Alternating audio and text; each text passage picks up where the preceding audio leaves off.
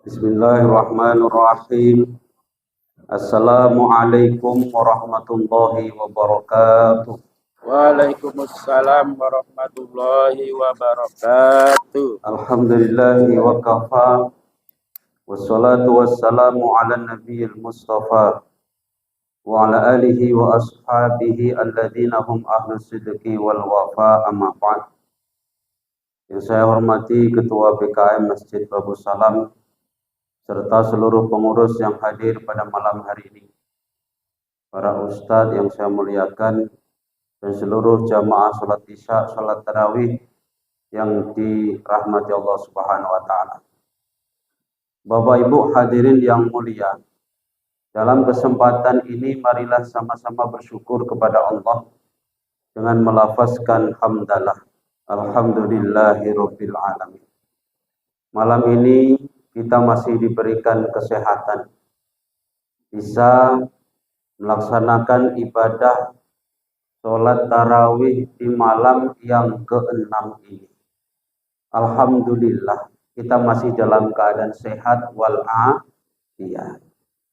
Semoga sampai habis Ramadan ini kita tetap dalam keadaan sehat wal-afiyat. Amin Allahumma amin. Bertemu dengan seluruh keluarga dalam suasana bahagia di hari raya, insya Allah. Salawat serta salam semoga selalu tercurahkan kepada Nabi Muhammad sallallahu alaihi wasallam yang selalu kita harapkan syafaatnya di hari kiamat. Bapak Ibu hadirin yang mulia, ada hadis sahih tentang bulan Ramadan.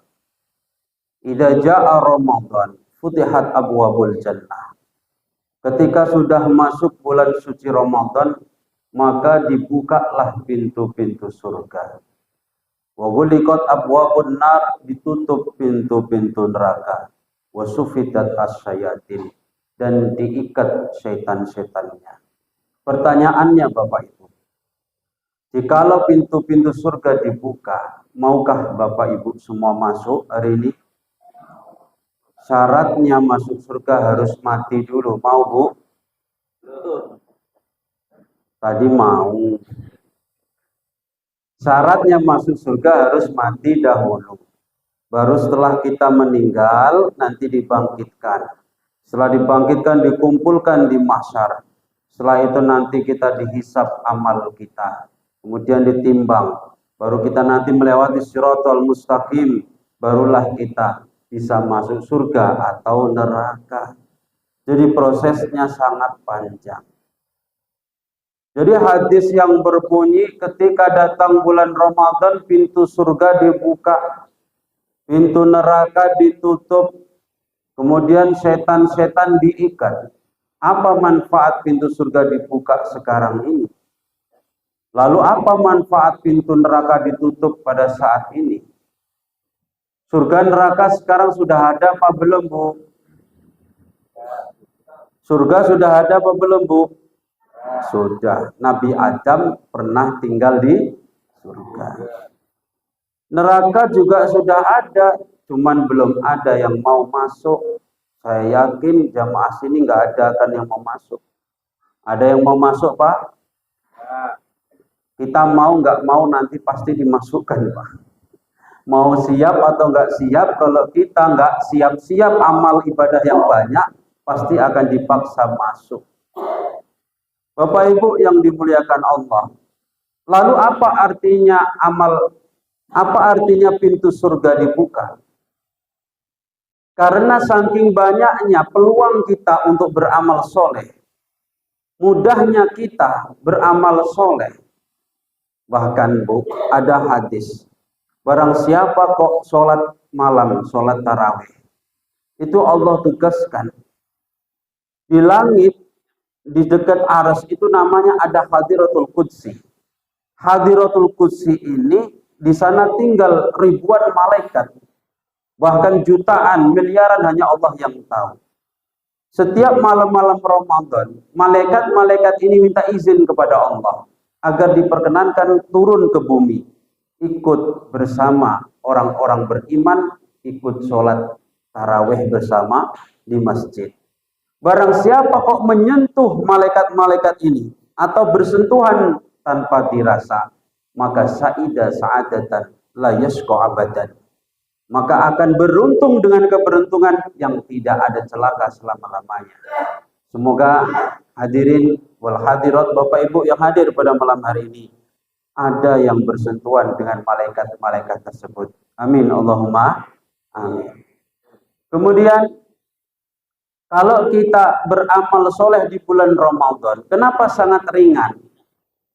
Dikarenakan malaikat-malaikat sangat banyak di bulan suci Ramadan ini. Malam ini saja kalau Bapak Ibu seumpama dibukakan, bisa melihat yang gaib. Ini sudah berdesak-desakan ini di masjid ini. Hanya saja kita tidak diperlihatkan itu. Untuk itu, siapapun pasti akan mengejar supaya bisa ikut sholat malam, sholat tarawih, jika tahu kalau malam ini banyak malaikat yang hadir. Orang ada Ustadz Somad datang ke Mencirim, penuh lapangan, baru Ustadz Somad. Ustadz Haji Hidayat datang ke Mencirim, penuh semua lapangan. Bagaimana kalau tahu di Masjid Babu Salam ada malaikat-malaikat yang datang? Hanya saja kita tidak dikasih tahu. Hanya dikasih tahu lewat hadis-hadis. Makanya saya sampaikan supaya kita semangat setiap malam sholat malamnya, sholat tarawih. Beramal soleh di bulan suci Ramadan sangat ringan. Lihat saja Bapak Ibu, setiap malam kita sholat sunnah. Tanpa kita rasa tahu-tahu ini sudah malam ke-6. Nanti tahu-tahu ini sudah seminggu lagi lebaran. Bahkan ada yang belum sempat beli kue lebaran, beli baju pun belum, tahu-tahu sudah mau lebaran saja. Saking cepatnya tidak terasa. Ringan beramal soleh. Bangun subuh, sholat subuh berjamaah di masjid, itu ringan sekali kalau bulan Ramadan. Yang tadinya jalan sholat berjamaah subuh di masjid, bulan Ramadan rajin Pak. Tetangga saya sana ada Pak. Gak pernah itu adzan-adzan. Bulan Ramadan full adzan 5 waktu. Sholat 5 waktu. Subhanallah. Nanti lepas Ramadan biasanya nggak ada lagi. Di sini ada yang kayak gitu Pak. Nggak ada di masjid ini. Nggak ada yang ngaku Pak. Kalau di bulan lain Ramadan itu mau sedekah itu mikir-mikir. Tapi coba kalau di bulan Ramadan ngantar makanan ke masjid ringan. Kita melihat di siang hari ada orang yang bawa botot, nyari-nyari botot. Kita mudah tersentuh. Kasihannya lah Bapak ini. Kenapa kok mudah tersentuh? Ketika kita puasa, perut dilaparkan, hati menjadi lembut. Melihat orang sedikit kesusahan, kita akan mudah tersentuh. Itulah manfaat puasa. Makanya kita mudah mengeluarkan, sedekah juga mudah. Yang tadinya kita malas beribadah, jadi rajin beribadah. Sholat malam kayak gini kalau enggak Ramadan saya yakin enggak ada yang mau. Nanti siap Ramadan usai, ayo sama-sama setiap malam kita sholat sunnah berjamaah. Sholat enggak usah lah sholat apa, setiap malam sholat tasbih aja di bulan Syawal setiap malam. Sholat tasbih paling 4 rakaat. Tak rasa sing teko ya mau telu, mau 5. Kenapa? Karena inilah keberkahan bulan suci Ramadan. Sehingga saking banyaknya peluang kita beramal soleh, ibaratnya kata peluang masuk surga itu sangat besar. Sehingga ibaratnya dibukalah pintu-pintu surga. Pintu neraka ditutup karena kita sudah rajin beribadah. Banyak orang beriman beribadah sehingga sempit kesempatan untuk berbuat baik, berbuat buruk, berbuat maksiat, sehingga seakan-akan pintu neraka ditutup. Jangan dimaknai seperti apa yang ada di tulisan. Ya kalau kita maknai pintu surga dibuka, pintu neraka ditutup. Kadang kita bingung, maksudnya apa ini? Lalu bagaimana setan-setan diikat? Nah ini yang berbeda pendapat di antara ulama. Wasufidat asayatin, setan-setan diikat. Ada yang bilang itu yang diikat cuman ketuanya aja itu, anak buahnya enggak. Buktinya masih banyak yang maksiat. Bulan Ramadan pun masih banyak yang maksiat. Itu tetangga saya sana, Bu, banyak yang nggak puasa siang hari. Di sini banyak juga, Bu.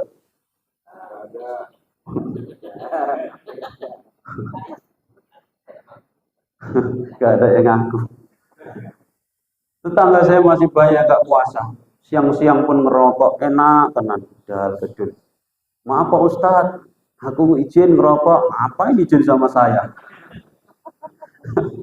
Aku nggak bagian perizinan. Mau puasa monggo, mau nggak silahkan. Ya, ora poso karepmu. Arep poso karepmu. Ya, ora poso karepmu. Ora salat karepmu. Iya ya, aku lali ya kapan. Salat karepmu. Ora karepmu. Poso karepmu. Ora karepmu. Saire ngono. Poso karepmu. Ora karepmu.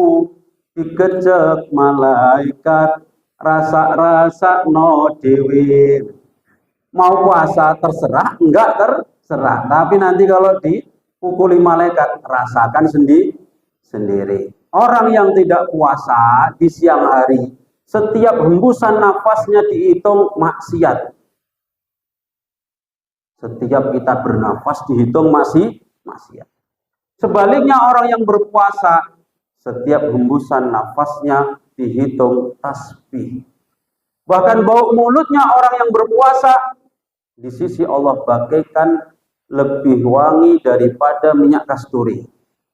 Bau mulut, meskipun pagi sahurnya pakai jengkol, tapi nggak usah disembuskan ke kawannya, pingsan nanti. Ya, itu di sisi Allah lebih wangi daripada minyak kasturi. Maknanya apa? Setan diikat. Jadi setan diikat ini bagi orang yang puasanya memenuhi syarat. Puasanya betul-betul. Ada orang puasa hanya sekedar menjaga makan, minum, dan berhubungan badan di siang hari. Puasa yang benar adalah menjaga seluruh anggota badan dari berbuat maksiat dan menjaga hati dari berpaling kepada Allah. Puasanya orang yang khusus itu bisa menjaga seluruh anggota badan dari berbuat maksiat, terutama mulut. Kalau puasa dijaga, telinga, mata dari yang melihat yang haram-haram, kaki, tangan. Jadi puasa Ramadan berhenti bikin status yang nggak bagus-bagus, bikin nge-share yang nggak bagus-bagus, berhenti. Tangan sekarang banyak dosanya. Di bulan Ramadan orang yang benar-benar puasa, seluruh anggotanya akan dijaga. Orang yang khusus, ya, lebih khusus dari orang yang khusus, itu sudah bisa menjaga hatinya dari berbuat dosa. Nggak mau dia berbuat sombong, nggak mau dia riya, nggak mau dia bahkan berpaling dari Allah Subhanahu wa Ta'ala. Jadi jangan sekedar puasa menjaga makan, minum, dan berhubungan badan di siang hari. Ini makna setan diikat bukan berarti diikat semua.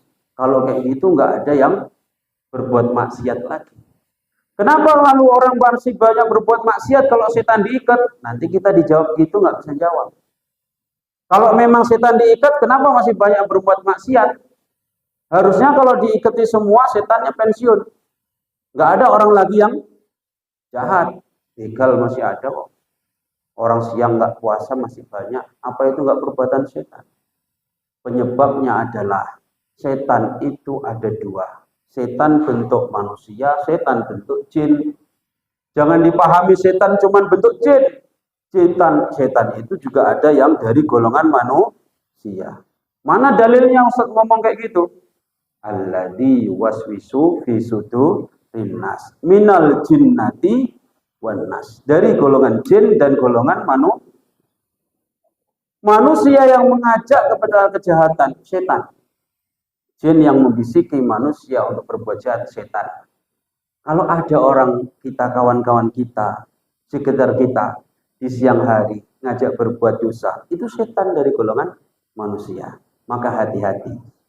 Hati-hati. Setan dari golongan jin memang diikat, tapi tetangga kita belum diikat. Kawan kita belum diikat. Jadi nanti kalau ada orang siang-siang kok ngajak kejahatan, ikut aja Pak. Setan ya. Semoga apa yang disampaikan tidak memprovokasi jamaah ini. Semoga kita semua diberikan kesehatan, tetap diberikan kekuatan untuk menjalani ibadah di bulan suci Ramadan. Sebenarnya masih banyak yang mau disampaikan, tapi nanti kalau banyak-banyak nggak jadi taraweh. Ini saja sudah ada yang melotot matanya, lama kali lah ceramah, apa-apa. Jadi mohon maaf atas segala kekurangan, terima kasih atas segala perhatian. Imamnya akan dibawakan oleh Ananda Imam Al-Madani, santri dari pesantren Darut Tauhid Telaga Sari, asal alamannya dari Perbaungan, Pantai Cermin. Demikian, wabillahi taufiq wal hidayah, waridha wal inayah. Assalamualaikum warahmatullahi wabarakatuh.